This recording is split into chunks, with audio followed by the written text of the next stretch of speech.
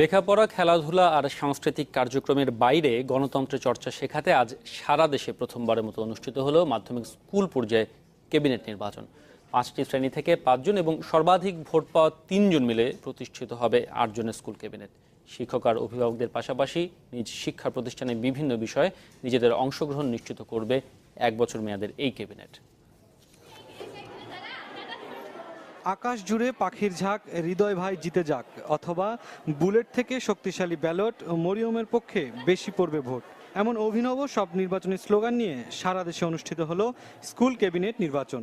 শিক্ষা মন্ত্রণালয়ের উদ্যোগে মাধ্যমিক পর্যায়ে 1000-এরও বেশি শিক্ষা প্রতিষ্ঠানে সকাল 8টা থেকে দুপুর 1টা পর্যন্ত চলে এই নির্বাচন।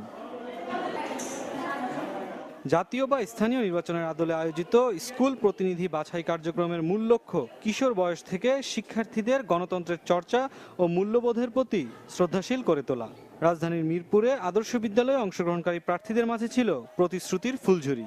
আমি যদি ভোটে জিততে পারি তাহলে আমার বড় ভাই বোন, সহপাঠী, বন্ধুবান্ধবদের সেবা করব এবং তাদের যেই সব সমস্যাগুলো থাকবে সেগুলো সমাধান করব। আমি যদি জয় হতে পারি আমি সকলকে নিয়ে কাজ করব এবং সকলের সমস্যাগুলো আমি নিজে এবং নিজের মধ্যে সীমাবদ্ধ না রেখে শিক্ষক শিক্ষিকার মাধ্যমে সেগুলো সমাধান করার চেষ্টা করব। ভোটার, নির্বাচন পরিচালনায় দায়িত্বরত কর্মকর্তা, এমনকি প্রধান নির্বাচন কমিশনার সবাই স্কুলের শিক্ষার্থী। সবার বক্তব্যই ছিল এই আয়োজনকে সফল করে তোলার প্রত্যয়। খুব ভালোই দেখা যাচ্ছে, শৃঙ্খলাবদ্ধভাবে সবাই লাইন সারিবদ্ধভাবে ভোট দিচ্ছে। এই প্রথম ভোট দিলাম, অনেক আনন্দ লাগতেছে, অনেক ভালো লাগতেছে। ভালো, সবাই অনেক ভালোভাবে আসতেছে, সুষ্ঠুভাবে ভোট দিয়ে যাচ্ছে। ভোটের পরিবেশ তো উৎসব মুখর পরিবেশ চলছে, একটা মানে প্রায় শতভাগ ভোট হয়ে গেছে ইতিমধ্যে। স্কুল পরিদর্শনে গিয়ে শিক্ষামন্ত্রী এমন আয়োজনের পাশে থাকতে সবার সহযোগিতা চান। আশা করেন স্কুল ক্যাবিনেট নির্বাচনের মাধ্যমে উৎসাহিত হবে দীর্ঘদিন বন্ধ থাকা দেশের পাবলিক বিশ্ববিদ্যালয়ের ছাত্র সংসদগুলো। আমাদের এই কার্যক্রম যখন তারা দেখবে যে প্রাথমিকে করতে পারতেছে, মাধ্যমিকে করতে পারতেছে সুন্দরভাবে শৃঙ্খলার সাথে, তখন তো আপনি তাদের একটা নৈতিক চাপের মধ্যে তারা পড়বেন। আমরাও ইনফ্লুয়েন্স করবো, ছেলেমেয়েরাও শিখতে চেষ্টা করবে যে আমাদের ছোট ভাই বোনরা যদি করতে পারে আমরা কেন পারবো না।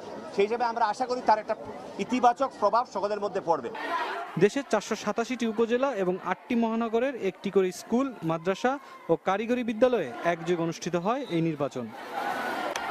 মুরসালিন জুনায়েদ, চ্যানেল 24, ঢাকা।